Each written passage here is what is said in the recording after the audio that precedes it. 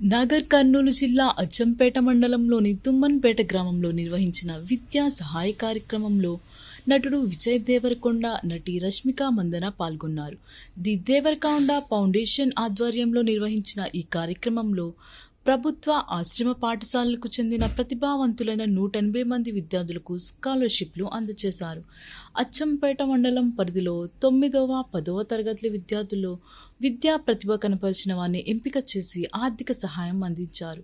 ఉన్నత విద్యను కొనసాగించాలనుకునే విద్యార్థులకు భవిష్యత్తులో కూడా అవసరమైన మద్దతు అందిస్తామని నిర్వాహకులు తెలిపారు.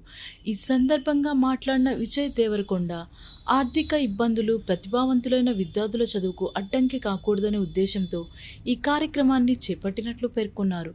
గ్రామీణ ప్రాంతాల విద్యార్థులకు అవకాశాలు పెరగాలని ఆకాంక్షించారు.